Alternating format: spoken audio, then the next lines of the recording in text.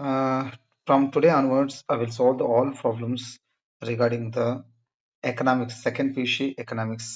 ಅಂದ್ರೆ second P U C economics ನ ಪೂರ್ತಿಯಾಗಿ ನಾನು ಅದರ ಬರಂತ ಪ್ರಾಬ್ಲಮ್ಸ್ ಗಳಾಗಿರ್ಬೋದು, what are the important question for the annual exams ಅವನ್ನೆಲ್ಲ ಸಾಲ್ವ್ ಮಾಡ್ತಾ ಹೋಗ್ತಾ ಇದ್ದೀನಿ. ಅದರಲ್ಲಿ ಫಸ್ಟ್ ಗೆ ಯಾವ್ಯಾವ ಪ್ರಾಬ್ಲಮ್ಸ್ ಗಳು ಅಪಿಯರ್ ಆಗ್ತವೆ one by one all problems ನ ಈ ವಿಡಿಯೋದಾಗ ಸಾಲ್ವ್ ಮಾಡ್ತಾ ಹೋಗ್ತೀನಿ. ಸೊ ಈಸಿಯಾಗಿ ಹೇಳ್ಬೋದು ಮತ್ತು ಶಾರ್ಟ್ ಕಟ್ ಆಗಿ ಹೇಳೋಣ, ಸ್ವಲ್ಪ ಅಂಡರ್ಸ್ಟ್ಯಾಂಡಿಂಗ್ ಬೇಸ್ ಮೇಲೆ ಹೋಗೋಣ, ಪ್ಲಸ್ ಬುಕ್ ನಾಗ ಹೆಂಗೈತಿ ಹಂಗ ಹೋಗೋಣ್ರಿ. Okay, so first of all ಹಂಗಂದ್ರೆ first this is in second chapter ನಾಗ ಇರಂತ ಒಂದು ಕ್ವಶನ್ ನಾನು ನಿಮ್ ಎದುರಿಗೆ ತಗೊಂತ ಹೋಗ್ತಾ ಇದ್ದೀನಿ. ಸೊ ಸೆಕೆಂಡ್ ಚಾಪ್ಟರ್ ನಾಗ ಇರಂತ ಕ್ವಶನ್ ಇದು ನಾ ಸಾಲ್ವ್ ಮಾಡಕತ್ತಿರೋದು. ಅದು ಸೆಕೆಂಡ್ ಚಾಪ್ಟರ್ ಒಳಗೆ ಬರಂತ ಎರಡು ಪ್ರಾಬ್ಲಮ್ಸ್ ಅದಾವು. ಸೊ ಎರಡು ಪ್ರಾಬ್ಲಮ್ಸ್ ನಾಗ ಸೆಕೆಂಡ್ ಚಾಪ್ಟರ್ ಒಳಗೆ ಎರಡು ಪ್ರಾಬ್ಲಮ್ ಬರ್ತವೆ. ಅದ್ರಾಗ ಒಂದೇ ಪ್ರಾಬ್ಲಮ್ ಇದು. ಸೊ ಏನ್ ಕ್ವಶನ್ ಕೇಳ್ತಾನವ, suppose an individual buys 15 apples at the price of rupees 5. ಅಂದ್ರೆ ಇದರ ಅರ್ಥ ಏನಂತಂದ್ರೆ Q1 is equal to 15 apples. ಅಂದ್ರೆ ಫಸ್ಟ್ 5 ರೂಪಾಯಿಗೆ 15 ಆಪಲ್ಸ್ ನ ಪರ್ಚೇಸ್ ಮಾಡ್ತಾರೆ. ಹಂಗಂದ್ರೆ ಅಲ್ಲಿ ಪ್ರೈಸ್ ಎಷ್ಟೈತಿ, P1 is equal to 5 ಐತೆ ಅಂತ ಅರ್ಥ. First we have to identify Q1, P1, Q2, P2. Then if the price increases to 7 for apple, ಒಂದ್ ವೇಳೆ ಪ್ರೈಸ್ ಇನ್ಕ್ರೀಸ್ ಆಯ್ತು ಅಂದ್ರೆ ಇಟ್ ಮೀನ್ಸ್ ದಟ್ ಈಸ್ 5 ರೂಪಾಯಿ ಇದ್ದಿದ್ದು 7 ರೂಪಾಯಿ ಆತಂದ್ರೆ that is called as P2 ಅಂತ ಕರೆಯೋಣ. She reduces her demand to 12 apples. ಹಂಗಂದ್ರೆ ಅವರು ಡಿಮ್ಯಾಂಡ್ ಅಂದ್ರೆ Q2 ಏನಿತ್ತು, ಕ್ಯೂ ನ ಕ್ವಾಂಟಿಟಿನ ಎಲ್ಲಿಗೆ ರೆಡ್ಯೂಸ್ ಮಾಡ್ತಾರೆ, ಅವರು 12 ಗೆ ರೆಡ್ಯೂಸ್ ಮಾಡ್ತಾರೆ. Find out the price elasticity of demand ನ ನೀವು ಕಂಡಿಡ್ರಿ ಅನ್ನೋದು ಅವ್ರ ಕ್ವಶನ್ ಆಗುತ್ತೆ. ಸೊ ಅವ್ರ ಕ್ವಶನ್ ನಮಗೆ ನಾವು ಮೇನ್ ಆಗಿ price elasticity of demand formula ಏನೈತಿ ಅದನ್ನ ನೋಡೋಣ. ಪ್ರೈಸ್ ಎಲಾಸ್ಟಿಸಿಟಿ ಆಫ್ ಡಿಮ್ಯಾಂಡ್ ಗೆ ಏನೈತೆ ಅಂದ್ರೆ ಫಾರ್ಮುಲಾ ಚೇಂಜ್ ಇನ್ ಕ್ಯೂ ಅಂದ್ರೆ ಮೀನ್ಸ್ ಡೆಲ್ಟಾ ಕ್ಯೂ ಅಂತ ಕರಿ ನಾವು. Okay, delta Q divided by Q, it means Q1 ಅಂತ ನೆನ್ಪಿಟ್ಕೊಳ್ರಿ, into P1 divided by delta P ಅಂತ ಹೇಳಿ. Means delta means nothing but changes ಅಂತ ಅರ್ಥ. Okay, this is the exact problem. ನಾವು ಫಸ್ಟ್ ಈ ಫಾರ್ಮುಲಾ ಪ್ರಕಾರ ಸಾಲ್ವ್ ಮಾಡ್ತಾ ಹೋಗೋಣ. ಹಂಗಂದ್ರೆ ಚೇಂಜ್ ಇನ್ ಕ್ಯೂ ಅಂದ್ರೆ ಏನು ಹಂಗಂದ್ರೆ, ಅಥವಾ ಡೆಲ್ಟಾ ಕ್ಯೂ ಅಂದ್ರೆ ಏನು, Q2 ಮೈನಸ್ Q1 ಅಂತ ಅರ್ಥ. ಹಂಗಂದ್ರೆ what you mean by change in P ಅಂದ್ರೆ ಡೆಲ್ಟಾ ಪಿ ಅಂದ್ರೆ ಏನು, P2 ಮೈನಸ್ P1 ಅಂತ ಅರ್ಥ. ಓಕೆ, ಹಂಗಂದ್ರೆ ಈಸಿಲಿ ನಾವು ಪ್ರಾಬ್ಲಮ್ ನ ಸಾಲ್ವ್ ಮಾಡ್ತಾ ಹೋಗೋಣ. ಈಗ ಏನಂತಂದ್ರೆ ಒಂದಕ್ಕೆ change in Q, how can you find this change in Q? ಏನ್ ಫಾರ್ಮುಲಾ ಬರ್ಸಿ ನಾನು ಇಲ್ಲಿ ಸೈಡ್ಗೆ ಇಲ್ಲಿ ಐತಿ ನೋಡ್ರಿ. Change in Q is equal to, ಇಲ್ಲಿ ಬರಿತೀನಿ ನೋಡ್ರಿ, change in Q means delta Q is equal to Q2 minus Q1 ಅಂತ ಅರ್ಥ. ಅಂದ್ರೆ ಕ್ಯೂ ನೋಡ್ದಂಗ ಡೆಲ್ಟಾ ಕ್ಯೂ ಹೆಂಗ್ ಬರ್ತೈತಿ ಅಂತಂದ್ರೆ delta Q is equal to Q2 minus Q1 ಅಂತ ಹೇಳಿ. Q2 ಎಷ್ಟೈತಪ್ಪ 12 ಮೈನಸ್ 15 ಇಸ್ ಈಕ್ವಲ್ ಟು ಎಷ್ಟು ಬಂತಂದ್ರ ಮೈನಸ್ ಎಷ್ಟು ಬರ್ತೈತಿ ಹೇಳ್ರಿ, 3 ಬರ್ತೈತಿ, right? So very important, minus ಬಂದೈತೆ ಅಂದ್ರೆ answer will be also minus. But ಇಲ್ಲಿ ಬುಕ್ ನಾಗ ಅವ್ರು ಏನ್ ಮಾಡ್ಬಿಟ್ರ ಎಲ್ಲಾನು ಪ್ಲಸ್ ಕೊಟ್ಟಿದಾರ. So answer will be also minus ಬರ್ತೈತಿ. ಸೊ ನೋಡೋಣ ಒಂದು problem. Next delta P is nothing but changes in P ಅಂತ ಅರ್ಥ. ಸೊ ಡೆಲ್ಟಾ ಪಿ ಗೆ ಫಾರ್ಮುಲಾ ಏನು, P2 minus P1. So P2 how much is there, so P2 ಎಷ್ಟೈತಿಲ್ಲ 7 minus 5 is equal to ಎಷ್ಟಾಗತ್ತೆ ಹೇಳ್ರಿ, ಇಲ್ಲೈತಿ ನೋಡ್ರಿ. P2 ಅಂದ್ರೆ ಇಷ್ಟೈತಿ, P1 ಅಂದ್ರೆ ಇಷ್ಟೈತಿ. ಓಕೆ, ಅಂದ್ರೆ ಎಷ್ಟಾಯ್ತು 7 ಮೈನಸ್ 5 ಎಷ್ಟಾಗತ್ತೆ ಹೇಳ್ರಿ, 2. ಹಂಗಂದ್ರ ಇದು ಕ್ಲಿಯರ್ ಆಯ್ತು. ಈಗ ಹಂಗಂದ್ರೆ ಪ್ರಾಬ್ಲಮ್ ಹೋಗೋಣ. Price elasticity of demand formula ಏನಂತಂದ್ರೆ delta Q divided by Q1 into P1 divided by delta P ಅಂತ ಹೇಳಿ. ಹಂಗಂದ್ರೆ ಡೆಲ್ಟಾ ಕ್ಯೂ ಇಲ್ಲಿ ಫೈಂಡ್ ಔಟ್ ಮಾಡಿದ್ವಿ ಎಷ್ಟು ಅಂತ ಹೇಳ್ರಿ, ಡೆಲ್ಟಾ ಕ್ಯೂ 3 ಅಂದ್ರೆ that is also minus 3 divided by Q1 is 15 into P1 ಎಷ್ಟೈತಿ ನೋಡ್ರಪ್ಪ, ಸರ್ P1 ಎಷ್ಟೈತಿ ನೋಡ್ರಿ ಪ್ರಾಬ್ಲಮ್ನಾಗ 5 ಡಿವೈಡೆಡ್ ಬೈ ಏನಪ್ಪಾ ಅದು ಚೇಂಜ್ ಇನ್ ಪಿ ಆನ್ಸರ್ ಎಷ್ಟು ಬಂತು 2.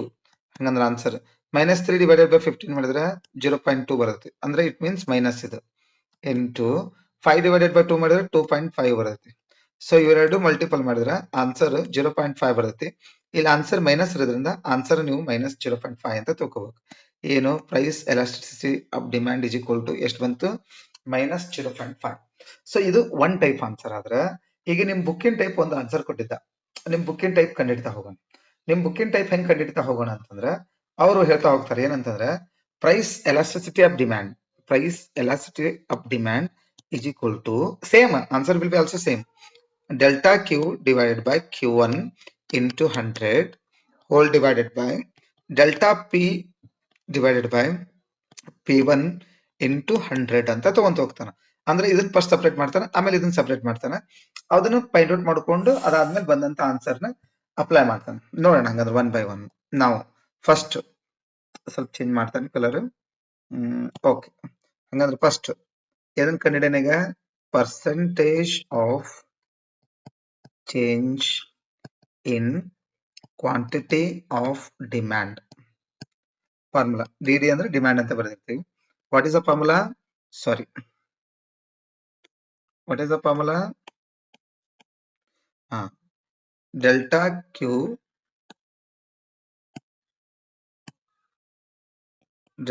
Q divided by Q1 into 100 ಅಂತ. ಹಂಗಂದ್ರೆ ಡೆಲ್ಟಾ ಕ್ಯೂ ಎಷ್ಟು ಬಂತು? ಸೊ ಡೆಲ್ಟಾ ಕ್ಯೂ ಅಂದ್ರೆ ಏನಂತ ಹಿಂದಿನ ಲೆಕ್ಕದಾಗ ಹೇಳಿನಲ್ಲ, delta Q is equal to Q2 minus Q1 ಅಂತ. ಸೊ Q2 ಎಷ್ಟೈತಿ ಪ್ರಾಬ್ಲಮ್ನಾಗ? ನೀವು ನೋಡಿದ ಪ್ರಕಾರ ಈ ಪ್ರಾಬ್ಲಮ್ನಾಗ ಎಷ್ಟೈತಿ ನೋಡ್ರಿ, Q2 is 12, Q1 ಎಷ್ಟೈತಿ ಹೇಳ್ರಿ 15. ಹಂಗಂದ್ರೆ 12 minus 15 is equal to minus 3, right? ಹಂಗಂದ್ರೆ ಮೈನಸ್ 3 ಅಂತ ಬರೋದು, ಡಿವೈಡೆಡ್ ಬೈ 15 ಇಂಟು 100 ಮಾಡಿದ್ರೆ ಆನ್ಸರ್ ಮೈನಸ್ 20 ಬರ್ತೈತಿ. ಇದೇನು quantity of changes in demand ಅಂತ, ಅಥವಾ changes in quantity of demand, ಅದ್ರದ್ದು ಪರ್ಸೆಂಟೇಜ್ ಇದು ಎಷ್ಟು ಪರ್ಸೆಂಟೇಜ್ ಬಂತು? 20% ಬಂತು. ಇದ ಸೇಮ್ ನಾವೇನ್ ಮಾಡೋಣ ಈ ಲೆಕ್ಕದಾಗ ಅಂತಂದ್ರೆ, ಇದು ಏನು changes in percentage of quantity ಅಂತ ಬಂತ. ಈಗ ನೆಕ್ಸ್ಟ್ ಎರಡನೇದು ಇದನ್ನ ಫೈಂಡ್ ಔಟ್ ಮಾಡ್ಬೇಕು. ಈಗ ನಾವು ಸ್ಟೆಪ್ ನಂಬರ್ 2, ಈಗ ಇದನ್ನ ಫೈಂಡ್ ಔಟ್ ಮಾಡಿದ್ವಾ, ಈಗ ಇದನ್ನ ಫೈಂಡ್ ಔಟ್ ಮಾಡ್ಬೇಕು. ಅದನ್ನ change in P divided by P1 into 100 ಮಾಡ್ಬೇಕು. ಮಾಡೋಣ. ಹಂಗಂದ್ರೆ ಇದಕ್ಕೆ ಏನಂತ ಬರೀಬೇಕು ಅಂದ್ರೆ, percentage of change in okay ಯಾವುದು market price is equal to change in P divided by P1 into 100 ಅಂತ. ಸೊ ಚೇಂಜ್ ಇನ್ ಪಿ ನಿಮ್ಗೆ ಗೊತ್ತೈತಿ, change in P means nothing but ಏನು, ಡೆಲ್ಟಾ ಪಿ ಅಂತ ಕರಿತೀವಿ. ಫಾರ್ಮುಲಾ ಏನು? P2 ಮೈನಸ್ P1 ಅಷ್ಟ. ಹೌದಾ? P2 ಎಷ್ಟಿತ್ತು ಅಂದ್ರೆ 7 ರೂಪಿಗೆ ಇನ್ಕ್ರೀಸ್ ಆಯ್ತು, 5 ರೂಪೀಸ್ ಇದೆ. ಹಂಗಂದ್ರೆ ಡಿಫರೆನ್ಸ್ ವಿಲ್ ಬಿ 2. ಹಂಗಂದ್ರೆ change in P or delta P is equal to 2 divided by P1 ಅಂದ್ರೆ ಬಿಗಿನಿಂಗ್ ಪ್ರೈಸ್ ಎಷ್ಟಿತ್ತು 5 ಇಂಟು 100 ಹೊಡೆದ್ರೆ ಆನ್ಸರ್ ವಿಲ್ ಬಿ ವಾಟ್ ಅಂತ ಕೇಳಿದ್ರೆ 40%. ಈಗ ಪ್ರೈಸ್ ಎಲಾಸ್ಟಿಸಿಟಿ ಆಫ್ ಡಿಮ್ಯಾಂಡ್ ನ ಕಂಡುಹಿಡಿಬೇಕು. ಇದ್ರ ಅರ್ಥ ಏನಂತಂದ್ರೆ, ಈಗ ನೋಡ್ರಿ ಇಲ್ಲಿ ಏನಾಗ್ಬಿಡ್ತು, percentage of change in quantity of demand ಒಳಗ ಮೈನಸ್ ಬಂತು. ಮೈನಸ್ ಇದರ ಅರ್ಥ ಏನಂತಂದ್ರೆ ಡಿಕ್ರೀಸ್ ಆಯ್ತು ಅಂತ ಅರ್ಥ. ಸೊ ವಾಟ್ ಇಸ್ ದ ಏನ್ ಡಿಕ್ರೀಸ್ ಆಯ್ತು? ಡಿಮ್ಯಾಂಡ್ ಫಾರ್ ದ ಬನಾನಾ ಏನಾಯ್ತು? ಅದ್ರ ಲೆಕ್ಕದ ಬನಾನಾ ಇತ್ತಲ್ಲ, ಬನಾನಾ ಅಲ್ಲ ಆಪಲ್ ಇತ್ತು. So demand for the apple drops by 20% ಆಯ್ತು. ಇದೇ ತನ ಇಲ್ಲೇ ಮಾರ್ಕೆಟ್ ಪ್ರೈಸ್ ಹೆಚ್ಚಿಗೆ ಆಯ್ತು. ಎಷ್ಟು ಹೆಚ್ಚಿಗೆ ಆಯ್ತು? 40% ಹೆಚ್ಚಿಗೆ ಆಯ್ತು. ಇದರರ್ಥ ಏನು? ಇಲ್ಲೇ ಬರೀಬಹುದು ನೀವು, therefore from the above example ಅಂತ ಕರಿಬಹುದು. ದೇರ್ಫೋರ್ ಆಸ್ ಎ ಪ್ರೈಸ್, ಹೌದಾ, ಪ್ರೈಸ್ ಆಫ್ ಆಪಲ್ ಹೌದಾ ಇನ್ಕ್ರೀಸ್ ಬೈ ಅಥವಾ ಇನ್ಕ್ರೀಸಸ್ ಬೈ ಎಷ್ಟು percent? 40%. and okay the quantity of demand for apple or of apple it reduces or drops ಅಂತ ಹಾಕ್ತೀರಿ ನೋಡ್ರಿ, drops by ಎಷ್ಟು ಪರ್ಸೆಂಟ್? 20%. ಅಂದ್ರೆ ಇದು ಮೈನಸ್ 20% ಬಂದಿತ್ತಲ್ಲ, ಅದಕ್ಕೆ ಡ್ರಾಪ್ಸ್ ಅಂತ ಕರಿಬೇಕು. ಇದಾದ್ಮೇಲೆ ಪ್ರೈಸ್ ಎಲಾಸ್ಟಿಸಿಟಿ ಆಫ್ ಡಿಮ್ಯಾಂಡ್ ನ ಕಂಡುಹಿಡಿಬೇಕು. ಎಲಾಸ್ಟಿಸಿಟಿ ಆಫ್ ಏನ್ ಕಂಡುಹಿಡಿಬೇಕು? ಡಿಮ್ಯಾಂಡ್. ನಿಮ್ಗೆ ಗೊತ್ತಿರೋ ಪ್ರಕಾರ ಇಲ್ಲಿ ಏನ್ ತಗೋಬೇಕಂದ್ರೆ, percentage of changes in demand, percentage of changes in quantity of demand divided by percentage of changes in market price ಅಂತ ಹೇಳಿ. ಹಂಗಂದ್ರೆ ನಿಮಗೆ ಗೊತ್ತಿರೋ ಪ್ರಕಾರ ಎಷ್ಟು ಕ್ವಾಂಟಿಟಿ ರೆಡ್ಯೂಸ್ ಆಯ್ತು? Minus 20% divided by 40. So then answer will be ಎಷ್ಟು ಆತಂದ್ರೆ ಮೈನಸ್ 0.5. ನೀವು ಬುಕ್ಕಿಂಗ್ ಟೈಪ್ ಹೋದ್ರೆ ಈ ತರ ಬಿಡಿಸ್ಬೇಕು, ಇಲ್ಲ ಅಂದ್ರೆ answer it's a short answer ಅಂದ್ರೆ ಇಷ್ಟೇ. ಇಲ್ಲಿ ಬಂದೈತೆ ನೋಡ್ರಿ ಆನ್ಸರ್. ಇದಿಷ್ಟಿದ್ರೆ ಸಾಕು, ಯಾಕಂದ್ರೆ ಎಲ್ಲ ನೀಟಾಗಿ ಬರೋದು ಇಷ್ಟು ಬರೆದ್ರೆ ಸಾಕು. Definitely they will give 5 marks. Okay, so next continue ಮಾಡೋಣ. Next problem.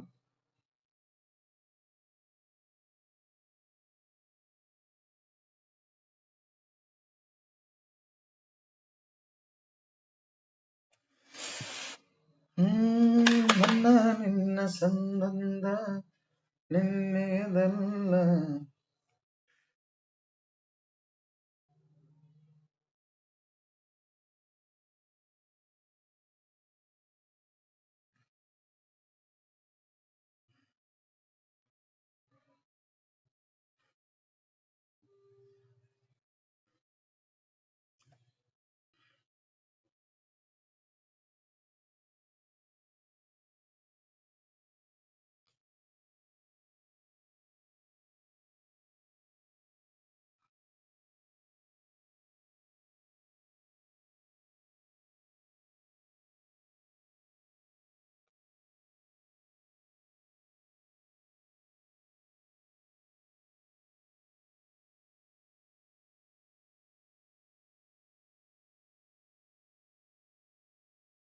Question.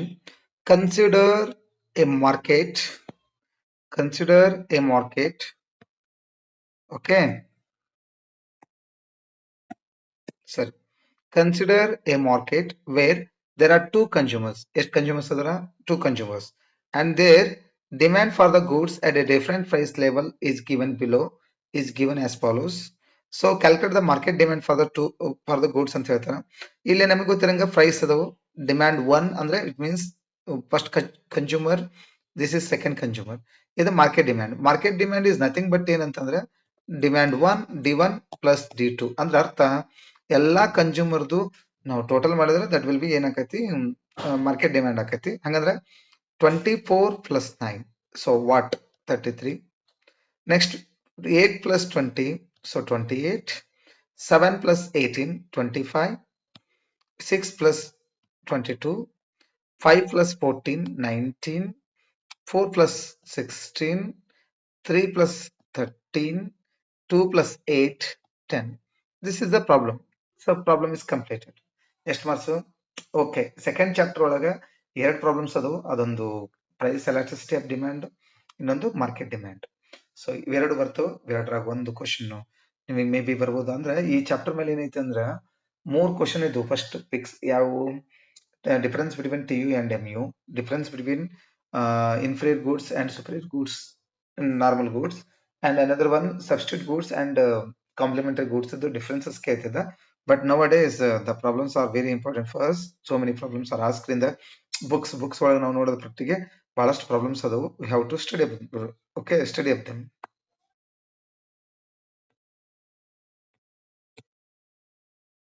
Next problem ಏನಂದ್ರೆ ಈಗ ನಿಮಗೆ ಗೊತ್ತಿರೋ ಮಟ್ಟಿಗೆ ಥರ್ಡ್ ಚಾಪ್ಟರ್, ಈಗ ಎಕನಾಮಿಕ್ಸ್ ಒಳಗೆ ಬರೋಂತ ಥರ್ಡ್ ಚಾಪ್ಟರ್ ಏನೈತಲ್ಲ ಪ್ರೊಡಕ್ಷನ್ ಅಂಡ್ ಕಾಸ್ಟ್, ಅದ್ರ ಮೇಲೆ ನಮಗೆ ಗೊತ್ತಿರೋ ಮಟ್ಟಿಗೆ ಈಗ ಓನ್ಲಿ 6 ಮಾರ್ಕ್ಸ್ ಎಷ್ಟ ಕೇಳ್ತಾನ. ಹಂಗಾಗಿ 4 ಮಾರ್ಕ್ಸ್ ಪ್ರಾಬ್ಲಮ್ಸ್ ನ ನಾವು ತಲೆ ಕೆಡಿಸಿನ ಅವಶ್ಯಕತೆ ಇಲ್ಲ ಇದರೊಳಗೆ ಥರ್ಡ್ ಚಾಪ್ಟರ್ ಒಳಗೆ.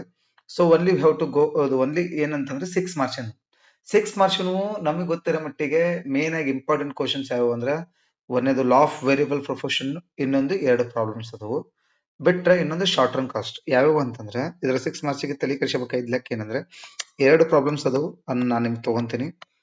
ಓಕೆ, 2 ಪ್ರಾಬ್ಲಮ್ಸ್ ನ ತಗೊಂತೀನಿ. ಇನ್ನೊಂದು ಲಾ ಆಫ್ ವೇರಿಯಬಲ್ ಪ್ರೊಫೆಷನ್. ಈ ಸಲ ಏಕೋ ಮೋಸ್ಟ್ ಕೇಳಂತ ಕ್ವಶನ್ ಅನ್ಕೊಂತೀನಿ ನಾನು. ಯಾಕಂದ್ರೆ ಅವಾಗೆಲ್ಲ ಇದು ಲಾಸ್ಟ್ ಕ್ವಶನ್ ಇತ್ತು. ನಾವ್ ಯಾವ್ದಾರ ಗೈಡ್ ನೋಡ್ರಿ, ಸದಾಶಿವಪ್ಪ, ಡಾಕ್ಟರ್ ಸದಾಶಿವಪ್ಪರ ಗೈಡ್ ನೋಡ್ರಿ, ಎಲ್ಲ ನೋಡ್ರಿ, ಲಾಸ್ಟ್ ದತ್ತ ಕ್ವಶನ್ ಹೊಸ ಎಡಿಷನ್ ಒಳಗೆ ಅವರು ಫಸ್ಟ್ ಕ್ವಶನ್ ಕೊಟ್ರ. ಸೊ ಅದಕ್ಕೋಸ್ಕರ you have to think about it. Second one, ನಾ next 6 marks very important questions ನ ಸಾಲ್ವ್ ಮಾಡ್ತಾ ಬರ್ತಾನಿಲ್ಲ, ಅವಾಗ ಅದನ್ನ ತಗೋಣಂತ. ಸೊ ಎರಡನೇದು ಲಾ ಆಫ್ ವೇರಿಯಬಲ್ ಪ್ರೊಫೆಷನ್, ಇನ್ನೊಂದು ಶಾರ್ಟ್ ಟರ್ಮ್ ಕಾಸ್ಟ್. ನಾ ನೆಕ್ಸ್ಟ್ ಒನ್ ಒಳಗೆ ವೆರಿ ಇಂಪಾರ್ಟೆಂಟ್ಲಿ 4 ಮಾರ್ಕ್ಸ್ ಯಾವುವು, 6 ಮಾರ್ಕ್ಸ್ ಯಾವುವು ಅನ್ನೋದನ್ನ ಪ್ರಾಬ್ಲಮ್ ಸಾಲ್ವ್ ಮಾಡ್ತೀನಿ. ಸೊ ಶಾರ್ಟ್ ಟರ್ಮ್ ಕಾಸ್ಟ್ ಯಾವ ಟೈಪ್ಸ್ ಅದಾವು ಗೊತ್ತಲ್ಲ ನಿಮಗೆ, 7 ಟೈಪ್ಸ್ ಅದಾವಲ್ಲ, ಆ 7 ಟೈಪ್ಸ್ ಅನ್ನು ನಾವು ಕ್ಯಾಲ್ಕುಲೇಷನ್ ಮಾಡ್ತಾ ಹೋಗ್ತೀವಿ. ಸೊ ಇಷ್ಟೊಳಗೆ 6 ಮಾರ್ಕ್ಸ್ ಇವಿಷ್ಟೊಳಗೆ ಒಂದು ಕ್ವಶನ್ ನಿಮಗೆ ಎಕ್ಸಾಮ್ಗೆ ಅಪೇರ್ ಆಗೋ ಚಾನ್ಸಸ್ ತುಂಬಾ ಐತಿ. ಅದಕ್ಕೋಸ್ಕರ ಸ್ಟಡಿ ಮಾಡೋಣ. ಈ ಫಸ್ಟ್ 2 ಪ್ರಾಬ್ಲಮ್ ಸಾಲ್ವ್ ಮಾಡೋಣ. 2 ಪ್ರಾಬ್ಲಮ್ನಾಗ ಒಂದೇ ಪ್ರಾಬ್ಲಮ್ ಸ್ಟಾರ್ಟ್ ಮಾಡತ್ತೀನಿ, ಕೇಳಿ. What is the question? The following table gives the average product schedule of labor. ದು average product ಇದನ್ನ ಕೊಟ್ಟಾರ ಅಂದ್ರೆ ಎಪಿ ಕೊಟ್ಟಾನ. ನಾವೇನ್ ಕಂಡುಹಿಡಿಬೇಕು? ಟೋಟಲ್ ಪ್ರಾಡಕ್ಟ್ ಮೀನ್ಸ್ ಟಿಪಿಎಲ್ ಕಂಡುಹಿಡಿಬೇಕು ಅಂಡ್ ಮಾರ್ಜಿನಲ್ ಪ್ರಾಡಕ್ಟ್ ಕಂಡುಹಿಡಿಬೇಕು ಅಂದ್ರೆ ಎಂಪಿ ಕಂಡುಹಿಡಿಬೇಕು. ಅವ್ನು ಕಂಡುಹಿಡ್ಕೊಳ್ಬೇಕು. ಬಟ್ ಇಲ್ಲಿ ಏನೇನ್ ಕೊಟ್ಟಾನ? ಲೇಬರ್ ಕೊಟ್ಟಾನ, ಎಪಿಎಲ್ ಕೊಟ್ಟಾನ. ಫಸ್ಟ್ ಅವ್ನು ಬರ್ಕೋಣ. ಸೊ ಇನ್ ದ ಕ್ವಶನ್ ಏನಂತ ಹೆಡಿಂಗ್ ಹಾಕೋಣ? Calculations of. ನೀಟಾಗಿ ಹೆಡ್ಡಿಂಗ್ ಹಾಕ್ಬೇಕು ಎಲ್ಲ ಲೆಕ್ಕಕ್ಕೂ. ಏನೇನ್ ಕಂಡುಹಿಡಿಬೇಕು ಈಗ ನಾವು? ಟಿಪಿ ಅಂಡ್ ಎಂಪಿ ಕಂಡುಹಿಡಿಬೇಕು. ಸೊ ಅವರು ಕೊಟ್ಟಂತ ಕಾಲಮ್ಸ್ ಹಾಕೋಣ. ಎಲ್ ಎಷ್ಟೆಷ್ಟು? 1 1 2 3 4 5 6 ರೈಟ್. ನೆಕ್ಸ್ಟ್ ಎಪಿ ಕೊಟ್ಟಾನ, ಎಪಿ ಬರ್ಕೊಂತ ಹೋಗೋಣ. 2 3 4 5 4 3 ಅಂತ ಹೇಳಿ. ಈಗ ನೆಕ್ಸ್ಟ್ ನಾವು ವೆರಿ ಇಂಪಾರ್ಟೆಂಟ್ ಕಂಡುಹಿಡಿಬೇಕಾಗಿದ್ದೆ ಅಂತಂದ್ರೆ ಟಿಪಿ ಮೀನ್ಸ್ ಟಿಪಿಎಲ್ ಅಂತ ಕರೆದ ನಾವು ಎಲ್ಲದಕ್ಕೂ ನೀವು ಎಲ್ಲಿ ಯೂಸ್ ಮಾಡ್ರಿ ಅಂದ್ರೆ it is the total product of labour ಅಂತ ಕರಿತೀವಿ. ಸೊ ಬರ್ಕೊಂಡ್ ತಗೊಂಡು ಫಾರ್ಮುಲಾ ಇಲ್ಲೇ ಬರ್ಬಿಡ್ತೀನಿ ನೋಡ್ರಿ. L into APL formula. ಯಾಕಂದ್ರೆ ಟಿಪಿನ ನಮ್ಗೊಂದು ಫಾರ್ಮುಲಾ ಹೇಳ್ತೀನಿ ಕೇಳ್ರಿ. ಎಪಿ ಹೆಂಗ್ ಬಂದಿರ್ತೈತೆ ಅಂದ್ರೆ ನಮಗೆ TP divided by Q or L. ಅಂದ್ರೆ ಇಲ್ಲಿ ಎಲ್ ಯೂಸ್ ಮಾಡ್ತಾರೆ, ಅದಕ್ಕೆ ಎಲ್ ಯೂಸ್ ಮಾಡ್ತೀವಿ ಅಂದ್ರೆ ಕ್ವಾಂಟಿಟಿ ಅಥವಾ ಡಿವೈಡೆಡ್ ಬೈ ಮಾಡಿದಾಗ. ಹಂಗಂದ್ರೆ ಡಿವೈಡೆಡ್ ಬೈ ಮಾಡಿದಾಗ ಎಪಿ ಈಗ ನೋಡ್ರಿ ಎಪಿ ಡಿವೈಡೆಡ್ ಬೈ ಮಾಡಿದಾಗ ಬರ್ತೈತೆ ಅಂದ್ರೆ ಹಂಗ ಟಿಪಿ ಹೆಂಗ್ ಬರ್ತೈತೆ ಅಂದ್ರೆ ಇದು ಮಲ್ಟಿಪಲ್ ಆಗತ್ತೆ. ಎಪಿ ಇಂಟು ಏನಂತ ಹೇಳ್ರಿ ಎಲ್. ಹಂಗಂದ್ರೆ ಫಾರ್ಮುಲಾ ನೋಡ್ಕೊಂತ ಹೋಗೋಣ. 1 into 2 2 2 into 3 6 3 into 4 12 4 into 5 20 5 into 4 20 next one 6 into 3 18. So the problem is over. ಇನ್ನೊಂದು ಎಪಿಎಲ್ ಅಲ್ಲ, ಐ ವಾಸ್ ರಾಂಗ್. ಎಂಪಿ ನಿಮ್ಗೆ ಆಸ್ ಯೂಶುವಲ್ ನೀವು ಯಾವಾಗಲೂ ಓದಿದ ಪ್ರಕಾರ ಏನಂತ ಹೇಳ್ರಿ? MP L is equal to TPL minus TPL minus 1. ಅಂದ್ರೆ ಇರಂತರಾಗ ಹಿಂದಲ್ ಕಳ್ಕೋಬೇಕು ಅನ್ನೋದು. ಹಂಗಂದ್ರೆ ಒಂದೇದ್ರಾಗ ಏನೈತೆ ಅಂದ್ರೆ ಹಿಂದಲ್ದ ಏನ್ ಇರಂಗಿಲ್ಲ. ಹಂಗಾಗಿ just we have to write nil. ಯಾಕಂದ್ರೆ ಹಿಂದಲ್ದ ಇರಲ್ಲ. ನಾವು 2 ಬರ್ದ್ರು ಓಕೆ, ಇಲ್ಲ ಅಂದ್ರೆ ಓಕೆ. 2ನ ಅಪ್ರಾಕ್ಸಿಮೇಟ್ಲಿ 2ನ ಬರ್ತಾರ ಇಲ್ಲ ಅಂತಲ್ಲ. 6 ಮೈನಸ್ 2 4 12 ಮೈನಸ್ 6 ಎಷ್ಟಾಗತ್ತೆ ಹೇಳ್ರಿ? 12 ಮೈನಸ್ 6 ಎಷ್ಟಾಗತ್ತೆ? 6. 20 ಮೈನಸ್ ಇದಂದ್ರೆ 8. 20 ಮೈನಸ್ 20 ಅಂತಂದ್ರೆ ಎಷ್ಟಾಗತ್ತೆ? 0. ನೆಕ್ಸ್ಟ್ 18 ಮೈನಸ್ ಅಂದ್ರೆ -2. The problem is over for ಎಷ್ಟು ಮಾರ್ಕ್ಸ್ ಇದೆ? 6 ಮಾರ್ಕ್ಸ್. ಸೊ 6 ಮಾರ್ಕ್ಸಿಗೆ ಆಲ್ಮೋಸ್ಟ್ ಇಷ್ಟು ಬರ್ತೈತಿ. ಓಕೆ, ಇದು ಅರ್ಥ ಆಯ್ತು ಅನ್ಕೊಂತೀನಿ. I think you got this. ನಮಗೆ ಅನ್ಸ್ಬಿಟ್ಟಿಗೆ ನಾ ಹೇಳಿದ್ನಲ್ಲ ಇದು 2ನ ಬರ್ತೈತೆ ಆನ್ಸರ್. ಸೊ ಇದನ್ನ 2ನ ಬರ್ದ್ಬಿಡೋಣ. ಒಂದೇದು ನಾನು ನಿಲ್ ಅಂತ ಬರ್ದೇನಿ, ಬಟ್ ಇದನ್ನ ಆನ್ಸರ್ ಏನ್ ಮಾಡಿಕೆರಿ 2. ಯಾಕಂದ್ರೆ ಇಲ್ಲಿ ಎಪಿನ 2 ಐತೆ ಅಂದ್ರೆ ಇದು 2ನ ಆಗ್ತೈತಿ. ಸೊ ಇದು ಎಷ್ಟು ಮಾರ್ಕ್ಸಿಗೆ? 6 ಮಾರ್ಕ್ಸಿಗೆ. ಇನ್ನೊಂದು ಪ್ರಾಬ್ಲಮ್ ತಗೊಂಡ್ರೆ 6 ಮಾರ್ಕ್ಸಿಗೆ. ಥರ್ಡ್ ಚಾಪ್ಟರ್ ಮೇಲೆ ಯಾವಾಗ್ಲೂ 6 ಮಾರ್ಕ್ಸ್ ಅಷ್ಟ ಬರ್ತೈತಿ.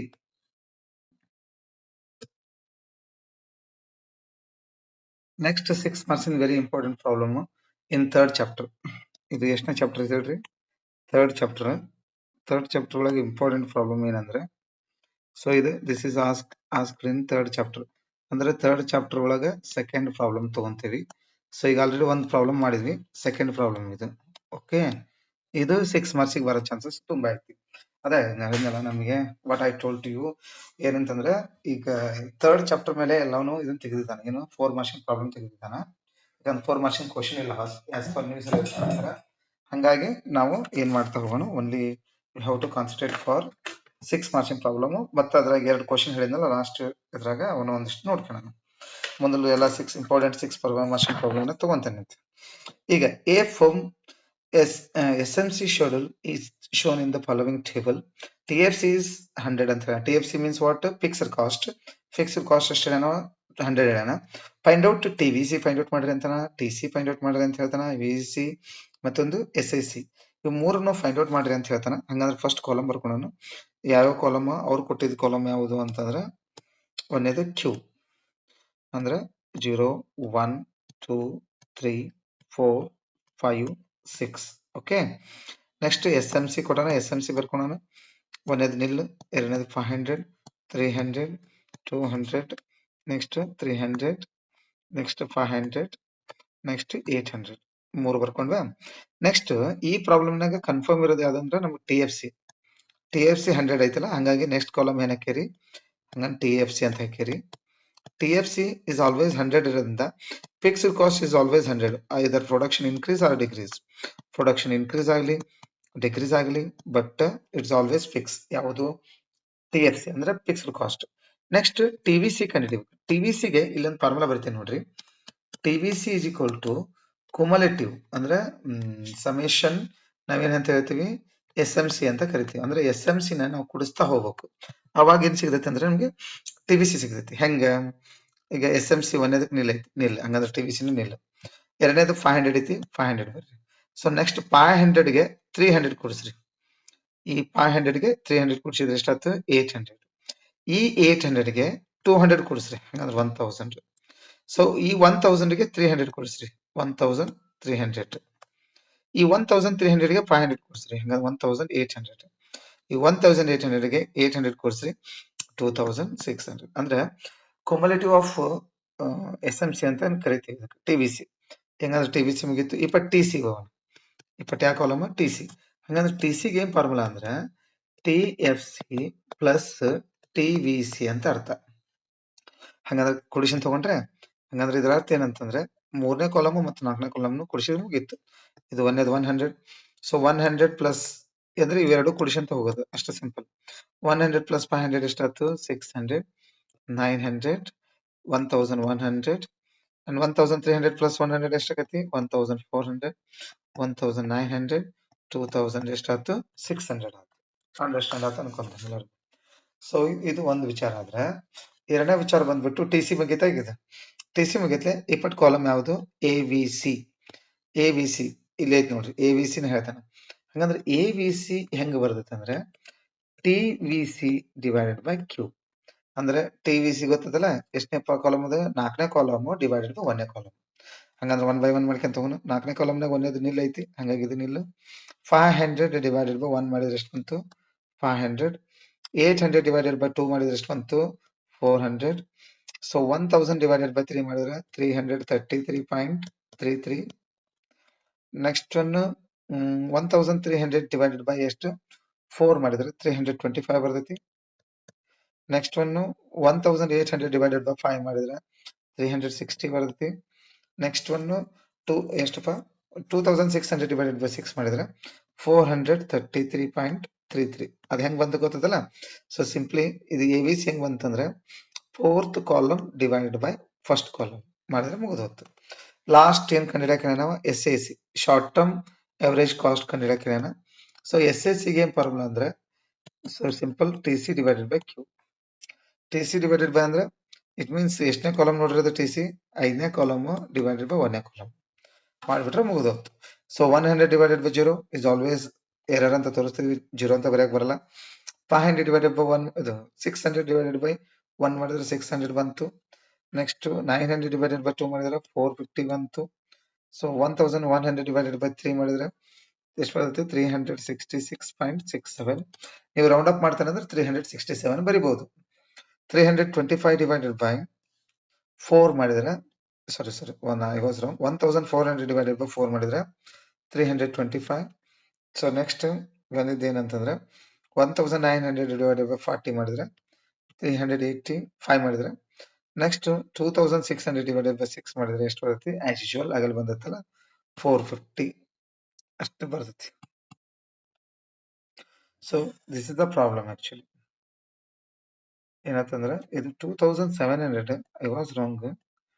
2700 ಎರಡು ಕುಡಿಸಿದ್ರೆ ಎಷ್ಟಾಕತಿ 2700 ಆಯ್ತು. 2700 ಡಿವೈಡೆಡ್ ಬೈ 6 ಮಾಡಿದ್ರೆ 450 ಆಗ್ತೈತಿ. So it is easy for ಎಷ್ಟು ಮಾರ್ಕ್ಸಿಗೆ ಇದೀಗ ಸಿಂಪಲ್ ಎಷ್ಟು ಮಾರ್ಕ್ಸಿಗೆ ಹೇಳ್ರಿ ಇದು 6 ಮಾರ್ಕ್ಸಿಗೆ. ಇದೊಂದು ಕ್ವಶನ್ ನೀವು ಪ್ರಾಕ್ಟೀಸ್ ಮಾಡಿದ್ರೆ ಸಾಕು. ಏನು ಸಿಂಪಲ್ ಆಗಿ ಯಾವ ಚಾಪ್ಟರ್ ಏನ್ ಬರ್ತಾವ ಅನ್ನೋದನ್ನ ನೋಡೋಣ. ಹಂಗಂದ್ರೆ 4 ಮಾರ್ಕ್ಸಿಗೆ ಯಾವ್ಯಾವ ಪ್ರಾಬ್ಲಮ್ ಕೇಳ್ಬೋದು ಕೇಳಿದ್ರೆ ಎರಡನೇ ಚಾಪ್ಟರ್ ಅವೆರಡು ಪ್ರಾಬ್ಲಮ್, ಇಲ್ಲಾಂದ್ರೆ 4 ಚಾಪ್ಟರ್ನಾಗ ಒಂದು ಪ್ರಾಬ್ಲಮ್ ಐತಿ. ಅದು ತಪ್ಪಂದ್ರೆ ಈ ಇನ್ಕಮ್ ನ್ಯಾಷನಲ್ ಇನ್ಕಮ್ ನ ಒಂದು ಪ್ರಾಬ್ಲಮ್ ಐತಿ. ಅಂದ್ರೆ 2 ಮಾರ್ಕ್ಸಿಗೆ ಯಾವ್ಯಾವ ಚಾಪ್ಟರ್ ಕೇಳ್ಬೋದು ಸಿಂಪಲ್ ಆಗಿ ಅರ್ಥ ಮಾಡ್ಕಿರಿ. ಸೆಕೆಂಡ್ ಚಾಪ್ಟರ್ ಸಾರಿ 4 ಮಾರ್ಕ್ಸಿಗೆ ಯಾವ್ಯಾವ ಕೇಳ್ಬೋದು ಸೆಕೆಂಡ್ ಚಾಪ್ಟರ್ 4th ಚಾಪ್ಟರ್ ಇನ್ನೊಂದು ನ್ಯಾಷನಲ್ ಇನ್ಕಮ್ ಸೆಕೆಂಡ್ ಪಾರ್ಟ್ ಒಳಗೆ ಸೆಕೆಂಡ್ ಚಾಪ್ಟರ್ ಮೇಲೆ ಕೇಳ್ಬೋದು. ಸೊ ನೆಕ್ಸ್ಟ್ ಕ್ವಶನ್ ನೋಡೋಣ ಏನು ಅಂತಂದ್ರೆ ಇದು this is in 4th chapter. 4th chapter ಒಳಗೆ ಅಪ್ರಾಕ್ಸಿಮೇಟ್ಲಿ 2 ಕ್ವಶನ್ಸ್ ಅದಾವು. ಸೊ 2 ಕ್ವಶನ್ಸ್ ಒಳಗೆ ನಿಮಗೆ ಒಂದು ಕ್ವಶನ್ ಬರುವಂತ ಚಾನ್ಸಸ್. ಸೊ ಇನ್ 4 ಚಾಪ್ಟರ್ ಒಳಗೆ 2 ಪ್ರಾಬ್ಲಮ್ಸ್ ಅದಾವು. 4 ಚಾಪ್ಟರ್ ಒಳಗೆ ಫಸ್ಟ್ ಪ್ರಾಬ್ಲಮ್ ಇದೆ ಆಕ್ಚುಲಿ. ಸೊ ಫಸ್ಟ್ ಪ್ರಾಬ್ಲಮ್ ಏನಂತಂದ್ರೆ the following table shows the total revenue ಮತ್ತು ಅಂಡ್ ಟೋಟಲ್ ಕಾಸ್ಟ್. ಹಂಗಂದ್ರೆ ಟೋಟಲ್ ರೆವೆನ್ಯೂ ಮತ್ತು ಟೋಟಲ್ ಕಾಸ್ಟ್ ನಮ್ಗೆ 2 ಕಾಲಮ್ನ ಇವನು ಕೊಟ್ಟಿದ್ದಾನ.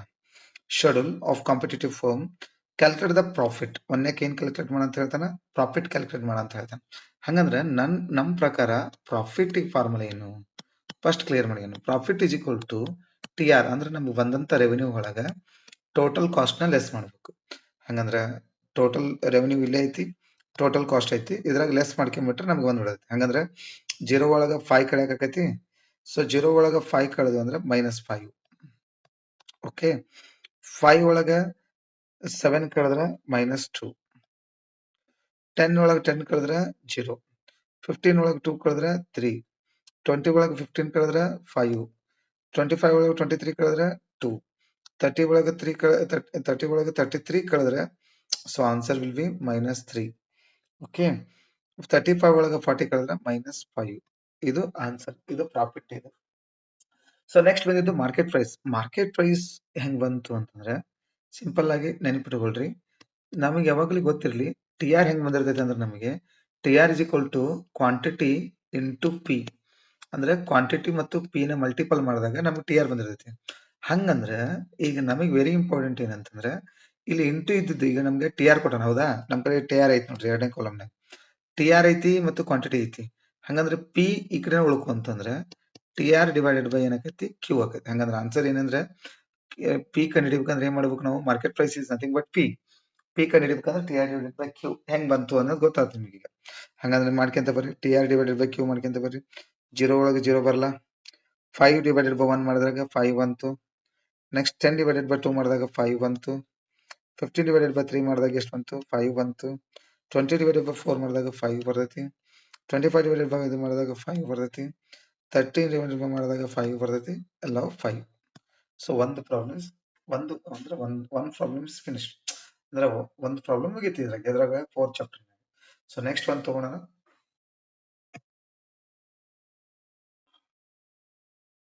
Next this is also second problem of 4 chapter ಒಳಗಿರಂತ ನೆಕ್ಸ್ಟ್ ಒಂದು ಪ್ರಾಬ್ಲಮ್ ನ solve ಮಾಡಾಕ್ತೀವಿ.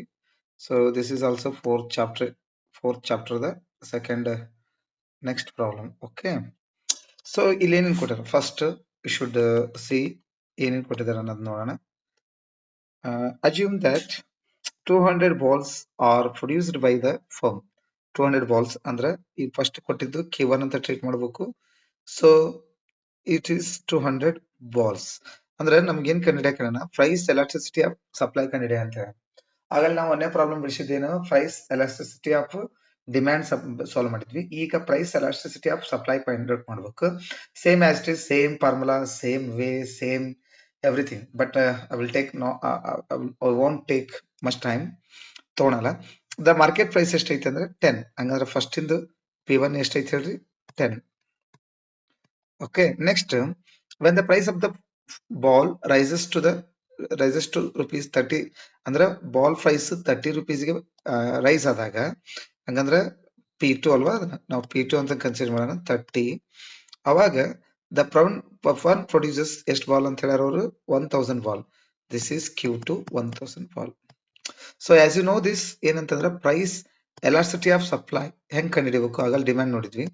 Same formula, change in Q means delta Q divided by Q1 into P1 divided by change in P ಅಥವಾ delta P ಅಂತ ಕರಿತೀವಿ. So you know that ಏನು change in Q, how can you find this, Q2 minus Q1. So change ಹಂಗಂದ್ರೆ Q2 ಎಷ್ಟೈತೆ ಪ್ರಾಬ್ಲಮ್ನಾಗೆ, 1000 minus 200 is equal to 800. Change in P, how can you find this, P2 minus P1. So P2 how much is there, 30 minus 10 is equal to 20. So this is the delta P. Next one by one you have to solve this as per the formula. ಹಂಗಂದ್ರೆ change in Q ಅಥವಾ delta Q ಎಷ್ಟೈತೆ ಅಂದ್ರೆ 800 divided by Q1 ಎಷ್ಟಿತ್ತು 200. ಇಲ್ಲಿತ್ತಲ್ಲ Q1 ಎಷ್ಟಿತ್ತು ಹೇಳ್ರಿ 200 ಇತ್ತು. as you know this ಇಲ್ಲಿ Q1 ಎಷ್ಟಿತ್ತು 200. ಓಕೆ, ಅದು ಕ್ಲಿಯರ್ ಆಯ್ತು. ಈಗ next P1 10 divided by change in fee 20. Then answer will be 800 divided by 200 is equal to 4 into 10 divided by 20 ಮಾಡಿದ್ರೆ 0.5. Then answer will be 2.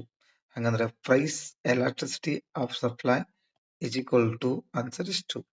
ಈ ತರ ಮಾಡ್ತಿರುವ ಅಥವಾ ಆಗಲ್ ನೋಡಿದ್ವಲ್ಲ ನಾವು ಏನಂತ, ಬೇಕಾದ್ರೆ ಅದನ್ನು ಸಾಲ್ವ್ ಮಾಡೋಣ ಅಂದ್ರೆ ಮಾಡ್ಬಿಡೋಣ, ಅದೇನಿಲ್ಲ. ಬಟ್ ಎಷ್ಟು ಮಾಡಿದ್ರೆ ಸಾಕು ಅನ್ಕೊಂತೀನಿ. ಎಷ್ಟು ಮಾರ್ಕ್ಸಿಗೆ ಅಂದ್ರೆ 5 ಮಾರ್ಕ್ಸಿಗೆ.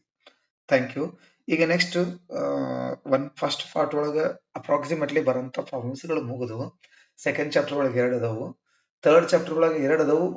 ದೇ ಒನ್ಲಿ ಆಸ್ಕ್ ಫಾರ್ ಎಷ್ಟು ಮಾರ್ಕ್ಸಿಗೆ 6 ಮಾರ್ಕ್ಸಿಗೆ, ಯಾಕಂದ್ರೆ ಅದರಲ್ಲಿ 4 ಮಾರ್ಕ್ಸಿಗೆ ಇಲ್ಲ ಪ್ರಾಬ್ಲಮ್ಸ್.